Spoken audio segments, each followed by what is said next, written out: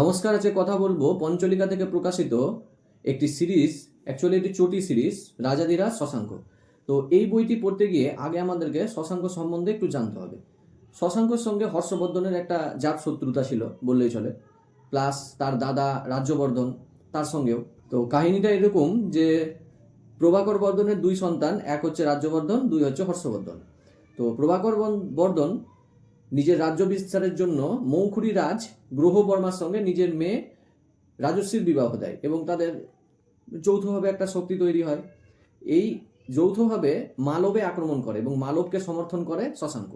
এই সময় একটা ঘটনা সবার কাছে ছড়িয়ে আছে যে শশাঙ্ক নাকি রাজ্যবর্ধনকে বিশ্বাসঘাতকতার সঙ্গে হত্যা করেছে। এই ব্যাপারটা হর্ষবর্ধনের যারা সমর্থক, যেমন হচ্ছে বানভট্ট বা হিউয়েন সাং, তাদের লেখাতে হচ্ছে শশাঙ্ককে খারাপভাবে দেখানো হয়েছে।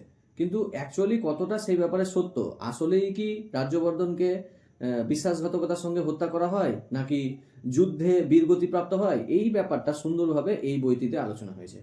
শশাঙ্ক হিন্দু রাজা হিসেবে সবার কাছে পরিচিত হয়ে আছে, তার হিন্দুত্ব প্রচার, এবং অনেকে বলে যে বৌদ্ধ বিহারগুলোকে ধ্বংস করেছে, বোধিবৃক্ষ কেটে দেয়। এগুলো যতটা ইতিহাসের পাতাতে আমরা পড়েছি, হ্যাঁ, সেগুলো আমরা জানি, কিন্তু সেটা নিয়ে যথার্থভাবে আলোচনা, পর্যালোচনা এবং রিসার্চের মাধ্যমে সেই ব্যাপারগুলো কতটা সত্য ছিল, আসলেই কি শশাঙ্কর বৌদ্ধদের উপর হিংসা ছিল, নাকি এগুলো পুরোটাই হচ্ছে একটা রাজাকে ভালো করার জন্য, একটা রাজার গুণগান করার জন্য তখনকার সভাকবিরা আরেকটা রাজার বদনাম করত। এই ব্যাপারগুলো সুন্দরভাবে এখানে আলোচনা করা হয়েছে। হ্যাঁ, বেশ কিছু এভিডেন্সের মাধ্যমেও হচ্ছে এখানে আলোচনা হয়েছে। এই বইটা সাধারণ কোনো ইতিহাস বই বা কোনো উপন্যাসের মতো লেখা নয়, এটা অ্যাকচুয়ালি একরকম রিসার্চ পেপার টাইপের।